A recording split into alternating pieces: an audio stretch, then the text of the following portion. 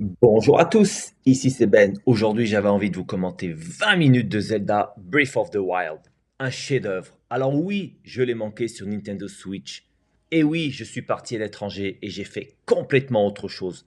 Mais je suis extrêmement heureux de revenir sur ce chef-d'œuvre sur Nintendo Switch 2 et j'avais envie de vous commenter une vingtaine de minutes de mon gameplay. Je suis en plein dedans. Alors oui, j'ai pas une voix de commentateur, mais on fera avec. Voilà ce qu'on appelle l'open world.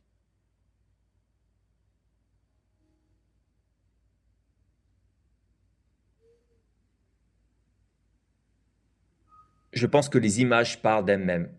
Donc ce qui est complètement ouf, c'est qu'on peut vraiment aller partout. Au début, c'est extrêmement déroutant parce qu'on a l'habitude, depuis des décennies, d'avoir un premier château, un deuxième château, une première énigme, une deuxième, une zone de carte qui en ouvre une seconde, etc. Alors que là, on peut vraiment aller partout. On peut avoir une zone de carte, on décide d'aller dans cette zone de carte, et ceci, on va faire un sanctuaire plutôt qu'un autre. Vraiment, on peut vraiment aller partout. Ensuite, Link est capable de grimper un petit peu partout. Ça aussi, c'est extrêmement déroutant. On se dit, mais on peut vraiment monter chaque montagne, chaque colline, chaque arbre.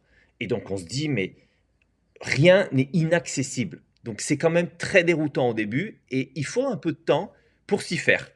Parce qu'on se dit, où est-ce qu'on va? Je ne suis pas guidé. Je ne sais pas quelle est ma prochaine étape. Alors vous allez avoir des indices, mais vraiment vous allez, c'est à vous de, en fait, de monter en compétence parce que vous allez avoir des zones de cartes qui vont être beaucoup plus hostiles, beaucoup plus difficiles d'accès avec des ennemis qui vont être beaucoup plus difficiles et il va falloir augmenter votre équipement, augmenter vos tenues, augmenter votre énergie vitale, votre vitalité, avoir des super pouvoirs qui vont vous aider à affronter des nouveaux ennemis, des ennemis beaucoup plus difficiles et à aller dans des zones de cartes que vous ne pouviez pas explorer avant. Alors là, j'essaye d'accéder aux deux coffres sur la plateforme, mais je me rends compte que c'est pas possible avec la boue. Donc j'essaye de faire un petit monticule en amenant des objets. On a un module qui s'appelle le Polaris qui permet d'attirer et de déplacer des objets magnétiques. Donc voilà, là j'essaie d'amener une première pierre qui est transportable avec ce module Polaris.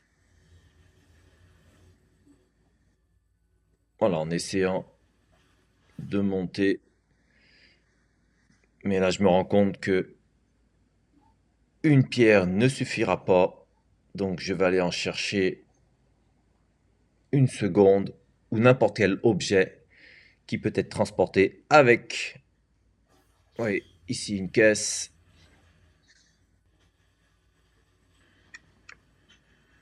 Alors, je vais essayer de les mettre l'une sur l'autre en me disant que ça devrait tenir. Bon, pas vraiment, hein. C'est de mettre la pierre sur la caisse pour faire un petit montage.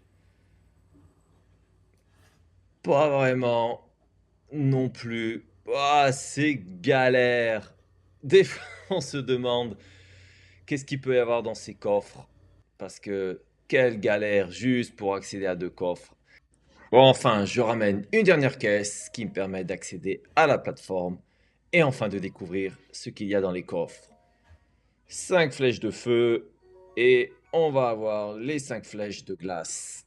Alors, c'est une particularité dans ce Zelda, il y aura beaucoup de coffres partout, partout sur la carte, avec des fois pas grand-chose dedans, des flèches, des matériaux. Bon, vous n'allez pas avoir toujours le dernier équipement ou le dernier arme qui va vous faire waouh. Voilà, donc dans ce Zelda, vous allez récupérer beaucoup de matériaux à chaque fois que vous allez tuer des ennemis.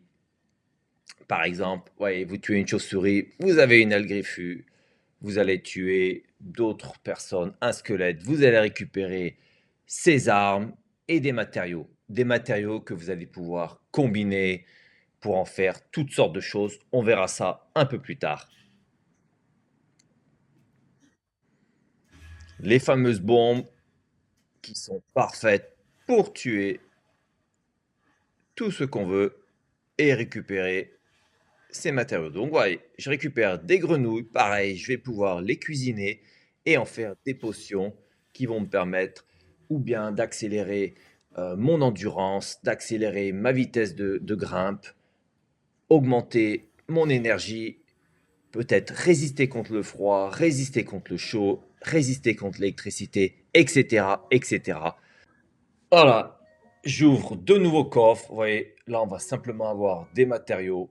Alors, des matériaux qu'on va pouvoir revendre et avoir des rubis qui vont nous permettre de racheter d'autres choses ou tout simplement d'en faire des potions. Là, je récupère des poissons qui vont me permettre de me régénérer. Je les tue aux bombes. Ça m'évite de leur courir après. La carte de Zelda est juste complètement ouf. Elle est immense. Donc vous avez les zones que vous avez déjà explorées, les zones à explorer.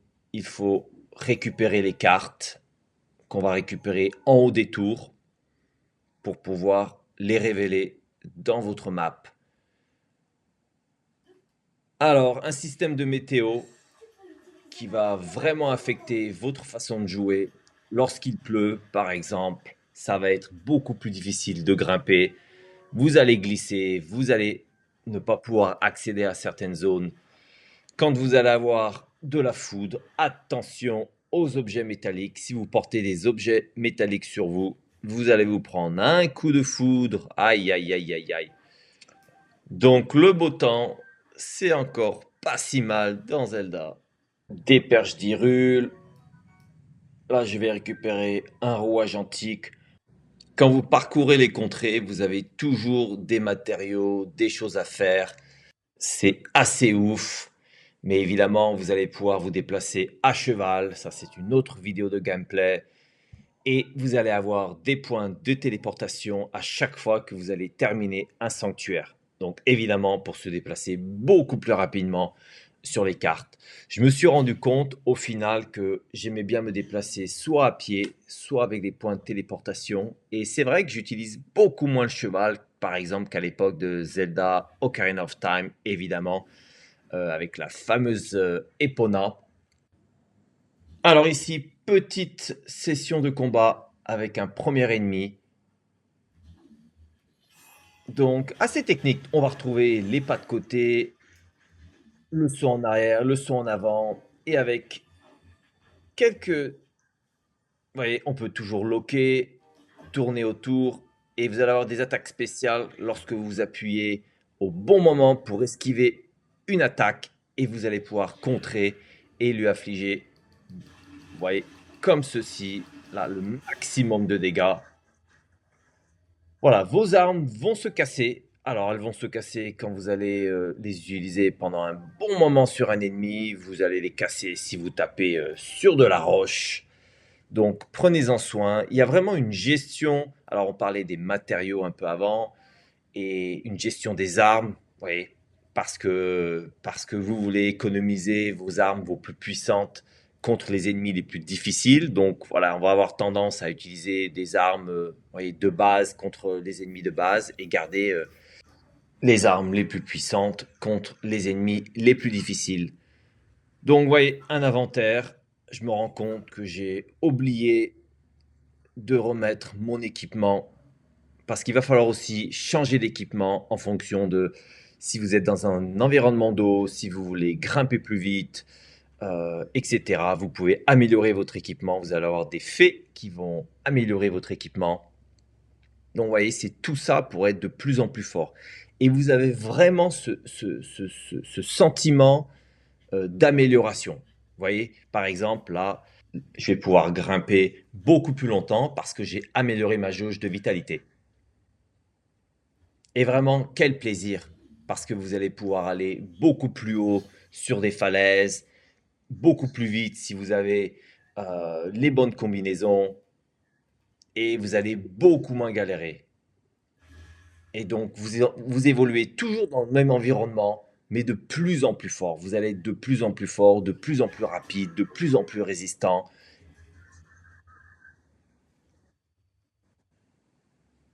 Et évidemment, quand vous allez revenir dans des zones dans les premières zones de jeu, vous allez vraiment terrasser les ennemis parce que vous allez être tellement fort. Alors qu'au début, évidemment, vous aviez galéré.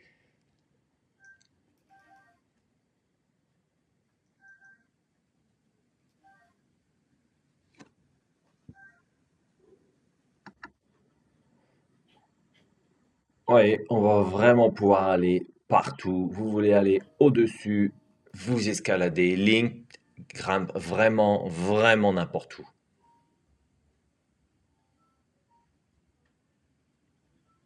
Alors, si les murs sont trop grands, vous pourrez augmenter votre jauge de vitalité. Vous voyez là, j'ai quasiment 2 cadrans. On peut en avoir beaucoup plus. Alors, un autre moment de gameplay. J'aime bien utiliser les bombes. Encore une fois, ça nous économise nos armes. Voilà, les bombes sont gratuites. N'hésitez pas. Et puis, j'utilise des armes de base lorsque je tape des ennemis pas très forts. Voilà, assez simple.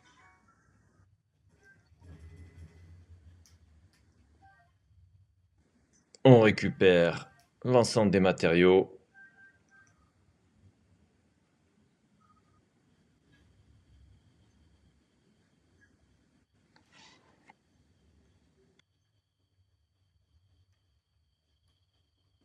Alors là, j'avais repéré sur la carte des petites îles que je n'avais jamais faites.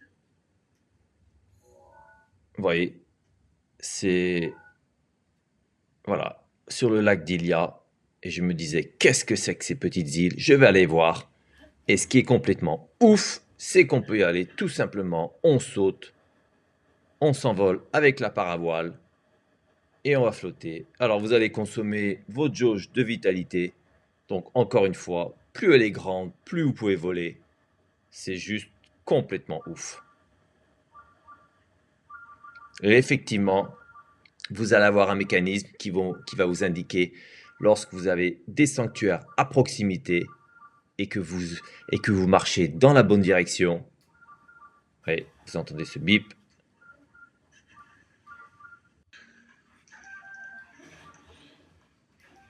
Alors les ennemis, on peut les esquiver, on peut s'en occuper. Vous voyez, là je me dis, ces ennemis sont assez simples à tuer. C'est peut-être une zone que j'aurais pu explorer avant et que finalement j'ai complètement zappé. Et je reviens un peu plus tard, beaucoup plus fort, en me disant, voilà, la zone était juste trop grande, je suis passé à côté. Et on va s'occuper d'un sanctuaire, je vais vous montrer à quoi ça ressemble. Alors les sanctuaires remplacent les donjons, mais en beaucoup plus court. En général, il va falloir utiliser les différents modules que nous avons à disposition pour résoudre des énigmes et récupérer des emblèmes de triomphe. Nous allons pouvoir les échanger contre davantage de cœur ou plus d'endurance. Alors, dans celui-là, on va commencer à lever les yeux et on va se rendre compte que le plafond est craquelé. Donc la première idée, c'est de casser le plafond avec ce bloc de pierre, donc en faisant exploser une bombe, mais on se rend compte que ça ne suffit pas. On va essayer une deuxième idée en utilisant une autre technique avec les deux bombes. On va mettre la bombe carrée qui ne roule pas sur le bloc de pierre et la bombe ronde que l'on va glisser sous le bloc de pierre. Alors, il va falloir détonner les deux bombes dans un timing très court. D'abord la bombe ronde et ensuite la bombe carrée très rapidement. Et voilà. On va utiliser la même technique pour nous envoler. On met la bombe ronde sous le bloc de pierre et on va se positionner sur le bloc de pierre. On déclenche la bombe, on décolle, on n'oublie pas la paravoile pour récupérer l'unique coffre de ce sanctuaire et récupérer le petit sabre. On regarde par la droite pour trouver la porte de sortie. Et voilà, c'est tout pour aujourd'hui. Merci à tous et à bientôt.